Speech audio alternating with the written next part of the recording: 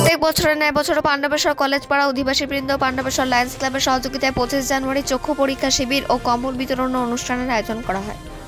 এমনকি আগামীকাল 26 জানুয়ারি স্বেচ্ছায় রক্তদান শিবিরের আয়োজন করা হয়। এদিন মোট 250 জন দুস্থ পরিবারের হাতে কম্বল তুলে দেওয়া হয় এবং চক্ষু পরীক্ষা শিবিরে প্রায় 100 জন চিকিৎসা করেন। এই অনুষ্ঠানটির শুভ উদ্বোধন হয় জাতীয় পতাকা উত্তোলনের মধ্য দিয়ে। এই উক্ত অনুষ্ঠানে উপস্থিত ছিলেন বীরভূমের গীতা ভবনের স্বামীজি, বিশিষ্ট সমাজসেবী যমুনা ধীবর, শম্ভু ঘোষ, অজয় ধীবর এবং অন্যান্য সদস্যরা উপস্থিত ছিলেন। পাণ্ডবেশ্বর থেকে রিপোর্ট নিউজে।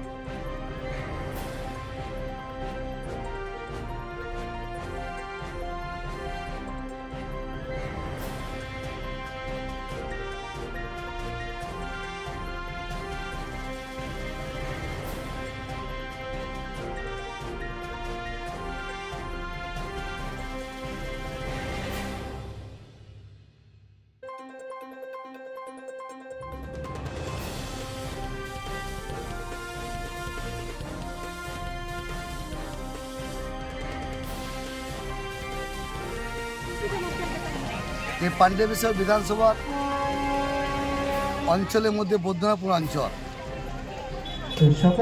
যে কর্মকাণ্ড আপনারা বিভিন্ন ক্ষেত্রে দেখেছেন যে বৈদ্যনাথপুর অঞ্চলে যেভাবে কর্মকাণ্ড, স্বাস্থ্য শিবির বলুন, ব্লাড ডোনেশন ক্যাম্প বলুন, চক্ষু বলুন, বিভিন্ন যে কর্মকাণ্ড, কম্বল বিতরণ বলুন, শাড়ি বিতরণ বলুন, এই যে কলেজ পাড়া অধিবাসী বিন্দু পরিচালনায় যেভাবে দেখে এতটা খুশি আমরা, সত্যি যেইভাবে যে কর্মকাণ্ড সবাই যুক্ত, আমরা পাণ্ডবেশ্বরবাসী হিসেবে আমরা খুব গর্ব।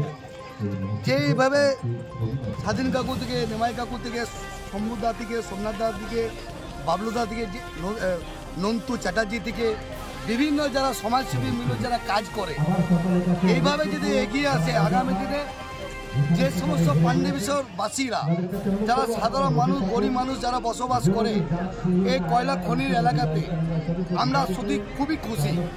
আমরা তাদেরকে বলবো মানুষের পাশে থাকুন, এইভাবে কাজ করুন, এই এলাকাতে উন্নতি হোক, উন্নয়ন হোক, আগামী দিনে তাদের শরীর যেন সুস্থ থাকে। ভগবানের কাছে, ঈশ্বরের কাছে এটাই কামনা করব।